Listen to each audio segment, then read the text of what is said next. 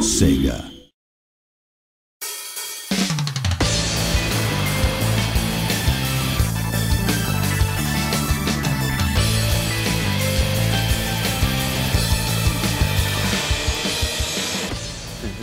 I joined Sega in 1993, so I'm going on my 19th year. Sega and Namco were the two giants back then. I applied to both, but just happened to interview with Sega first.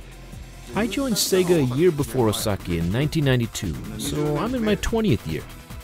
So the one project we worked on together side by side in the early days is Daytona USA, and since then, we've been a team.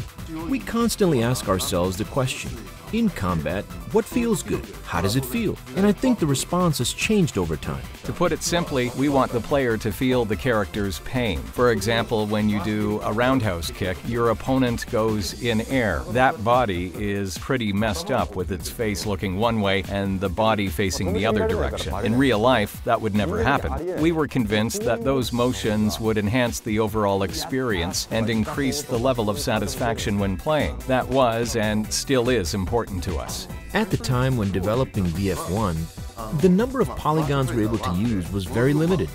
I mean, compared to what's possible today. The foundation was very poorly made.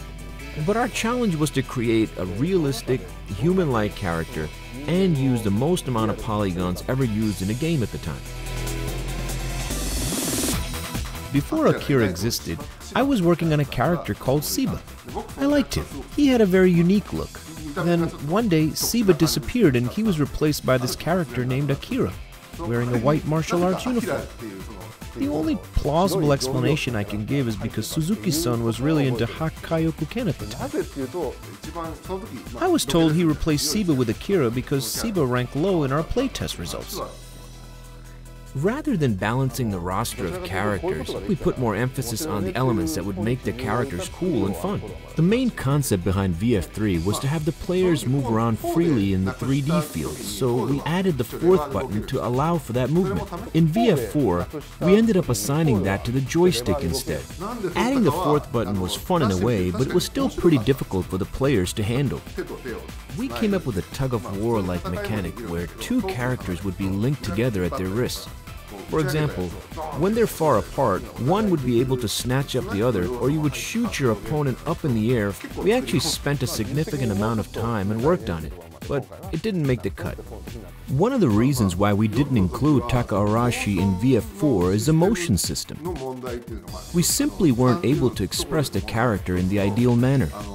Another reason is we were pushing overall for a fast-paced, speedy game for VF4, and his character, due to his size and movement, felt somewhat out of place. We added him back in VF5R, and by that time, the technology we had supported the motion we wanted to express. So kind of like what I have here, my chubby belly and whatnot, we were able to create better movement for this large-sized sumo wrestler. But the animation used for Taka-Arashi's shadow when thrown is different from the other characters. Obviously, because he's a heavy-set character, we wanted to make sure that was expressed, and we created his own animation set for him. That itself was pretty challenging. When working on VF4, we just didn't have the workflow in place to create it. But by the time we got working on VF5, we had the right technology, and giving special care and treatment just for Taka-Arashi wasn't an issue. In VF4, we were capable of showing hard bodies, but not so much soft bodies. By VF5, we made a significant amount of progress, which allowed us to freely create soft bodies. Right, like the CG we're used to seeing today.